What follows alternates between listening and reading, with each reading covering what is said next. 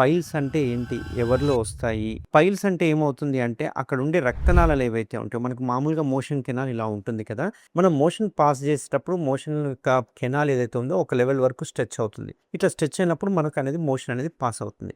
కానీ కొన్నిసార్లు మోషన్ హార్డ్‌గా పోతుంది. ముక్కాల్సొస్తుంది. అట్లా ముక్కినప్పుడు ఏమైతది అంటే, ఈ మోషన్ వచ్చేటప్పుడు యానల్ కెనాల్ అంతా చిట్లిపోయినట్టుగా అయితుంది. అట్లా చిట్లిపోవడాన్నే మనం ఫిషర్ అంటాం. అంటే అక్కడ చిన్న కట్స్ అవుతా ఉంటాయి. కోతలుంటాయి. ఆ కట్స్ నుంచి విపరీతమైన మంట, నొప్పి, ఒక్కొక్కసారి బ్లీడింగ్ పడుతూ ఉంటుంది. ఇట్లాంటి బ్లీడింగ్ ఒక్కొక్కసారి మోషన్ రాకముందు పడొచ్చు. లేదంటే మోషన్‌తో పాటు సన్న తీగలాగా పడొచ్చు. కొన్నిసార్లు మోషన్ అయిపోయిన తర్వాత విపరీతమైన మంట, నొప్పితో చుక్కలు చుక్కలుగా చిమ్మినట్టుగా పడుతూ ఉంటుంది.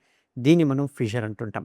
ఈ ఫిషర్ కాస్త హీల్ అయ్యేటప్పుడు మోషన్ కెనాల్ టైట్‌గా అయిపోతుంది. దానివల్ల ఒకటే ఫింగర్ పడుతుంది. అట్లాంటి టైంలో మనం మోషన్‌కి గట్టిగా ముక్కాల్సొచ్చినప్పుడు చుట్టుపక్కల ఉండే రక్తనాళాలు సాగిపోయి అవి పైల్స్‌గా కన్వర్ట్ అయ్యే అవకాశాలుంటాయి. ఇట్లా ఇవి పైల్స్‌గా కన్వర్ట్ అయ్యాక అవి ఏమైతాయంటే మొత్తం సాగిపోయి ముద్దలు ముద్దలుగా రావడం వల్ల మోషన్‌కి అడ్డం పడడము, ఈ మోషన్ ప్రెషర్ వలన ఒక్కొక్కసారి బ్లీడ్ అవ్వడం జరుగుతూ ఉంటుంది.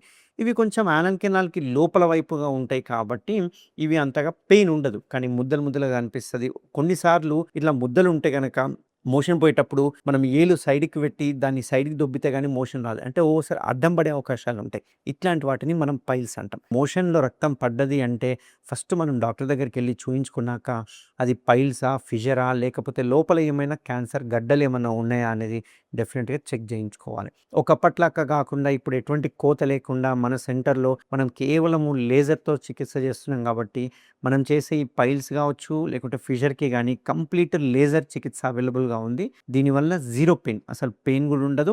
అండ్ వీలైతే same day or next day discharge అవ్వడం జరుగుతుంది. బికాస్ ఆఫ్ అనస్థీషియా ఎఫెక్ట్ పోవడానికి కాబట్టి. అండ్ కంప్లీట్ పెయిన్‌లెస్ కాబట్టి పేషెంట్ ఎటువంటి బెడ్ రెస్ట్ గాని, పథ్యం గాని ఉండాల్సిన అవసరం లేదు. ఇమ్మీడియేట్‌గా వాళ్ళ డ్యూటీస్‌కెళ్ళిపోవచ్చు. ఎటువంటి నొప్పి ఉండదు. ఎటువంటి బ్లీడింగ్ ఉండదు. ఇమ్మీడియేట్‌గా పెయిన్ గూడా రిలీఫ్ అయిపోతూ ఉంటుందన్నట్టు. దానికి లేజర్ చికిత్స ఏదైతే ఉందో మన ట్రీట్మెంట్ రేంజ్ హాస్పిటల్ అవైలబుల్‌గా ఉంటుంది. ఎవరైనా కన్సల్టేషన్ చేసుకోవచ్చు. Thank you very much.